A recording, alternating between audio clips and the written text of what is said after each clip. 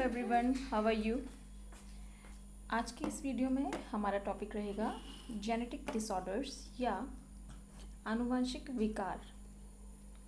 तो genetic disorders का मतलब है कि शरीर में उत्पन्न हुआ ऐसा कोई डिसऑर्डर, ऐसा विकार जो कि जीन्स में या गुणसूत्रों में होने वाले परिवर्तन की वजह से उत्पन्न होता है, उसे हम जेनेटिक डिसऑर्डर्स कहते हैं।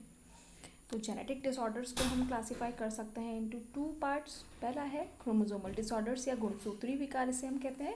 दूसरा है मेंडेलियन डिसऑर्डर या जीन रिलेटेड डिसऑर्डर्स, इसको जीन रिलेटेड डिसऑर्डर भी कहते हैं या मेंडेलियन डिसऑर्डर इसे हम कहते हैं, राइट।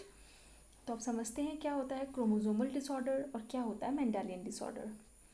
तो क्रोमोसोमल डिसऑर्डर, जैसा नाम से ही क्लियर हो रहा है, क्रोमोसोमल डिसऑर्डर का मतलब है कि कोई भी ऐसा डिसऑर्डर जो कि उत्पन्न हो रहा है due to change in entire chromosome, ठीक है। तो पूरा का पूरा गुणसूत्र अगर परिवर्तित हो रहा है, गुणसूत्र की संख्या परिवर्तित हो रही है, तो वो कहलाएगा क्रोमोसोमल या गुणसूत्री विकार, ठीक।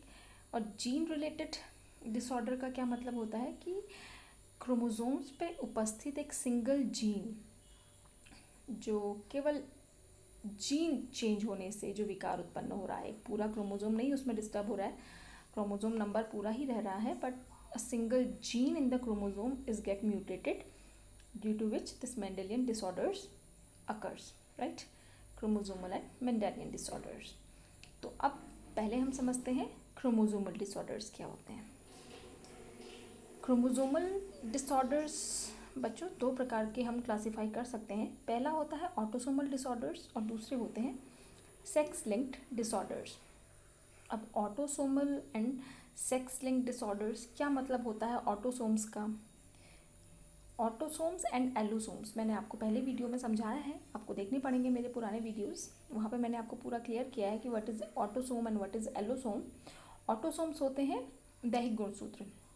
ह्यूमन बॉडी में 22 pairs are autosomes there and 1 pair is sex linked chromosome और एलोसोम जिसे हम कहते हैं, ठीक है। लिंग गुणसूत्र या सेक्स क्रोमोसोम को हम एलोसोम कहते हैं और दैहिक गुणसूत्रों को, जो कि 22 जोड़ी होते हैं, उनको ऑटोसोम कहते हैं।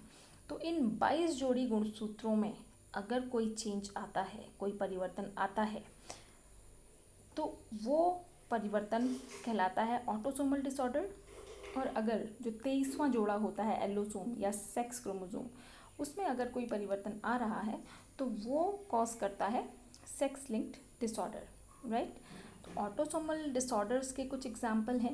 पहला है डाउन सिंड्रोम, दूसरा है एडवर्ड्स सिंड्रोम, तीसरा है Patau's syndrome and next is cri du chat syndrome, ठीक। इनके बारे में मैं आपको प्रीवियस वीडियोस में भी बता चुकी हूँ। हमने प्लॉइडी पढ़ी है और प्लॉइडी में मैं ये सब कुछ आपको बता चुकी हूँ। और सेक्स लिंक डिसऑर्डर्स देखो बच्चों, फर्स्ट है Turner syndrome, next is Klinefelter syndrome, next है super females and next super male. ये सेक्स लिंक्ड डिसऑर्डर्स है, लिंग गुणसूत्र में परिवर्तन से ये विकार उत्पन्न होते हैं, ठीक है। अब नेक्स्ट बच्चों हमारा जो था वो था gene related disorders. Gene related disorders भी बच्चों 2 प्रकार के होते हैं, ऑटोसोमल और सेक्स लिंक्ड, राइट। पहले जाने क्या होते हैं जीन रिलेटेड डिसऑर्डर्स। जैसा कि पहले बता चुकी मैं आपको कि एक सिंगल जीन, किसी भी एक जीन में परिवर्तन से, म्यूटेशन से जो डिसऑर्डर उत्पन्न हो रहा है, जो विकार उत्पन्न हो रहा है, जो चेंज बॉडी में उत्पन्न हो रहा है, that is known as gene related disorders. 2 प्रकार के हमने क्लासीफाई किए।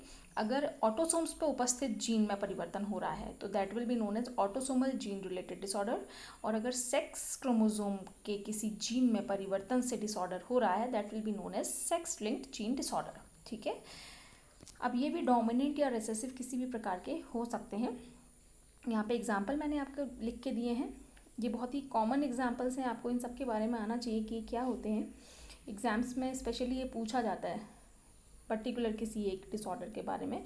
तो पहला है हीमोफीलिया जो कि सेक्स लिंक डिसऑर्डर है, दूसरा है सिकल सेल एनीमिया जो कि ऑटोसोमल डिसऑर्डर है, cystic fibrosis autosomal disorder, colour blindness जो कि सेक्स लिंक डिसऑर्डर है, थैलेसीमिया ये भी एक ऑटोसोमल डिसऑर्डर है, फेनिलकीटोयूरिया ऑटोसोमल डिसऑर्डर है, ठीक है। अब ये डोमिनेंट और रिसेसिव कुछ भी हो सकते हैं, डोमिनेंट एंड रिसेसिव कुछ भी हो सकते हैं सेक्स लिंक्ड ऑटोसोमल, जो भी एक जितने भी हमारे एग्जाम्पल हैं जीन रिलेटेड डिसऑर्डर्स के, ये तो मैंने आपको बता दिया कौन सा सेक्स लिंक्ड है, कौन सा ऑटोसोमल है ना। तो इनमें भी कैटेगराइजेशन है कि ये डोमिनेंट या रिसेसिव कुछ भी हो सकते हैं, ठीक। तो बच्चों इस वीडियो में हम लोग बस यही पढ़ेंगे, क्लासिफिकेशन ऑफ जेनेटिक डिसऑर्डर्स।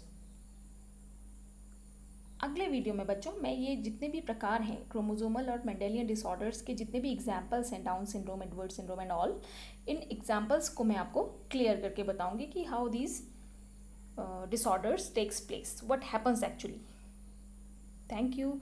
अगर आपको मेरा वीडियो अच्छा लग रहा है तो प्लीज़ इसे लाइक करें और मेरे चैनल को सब्सक्राइब करें। Thank you so much.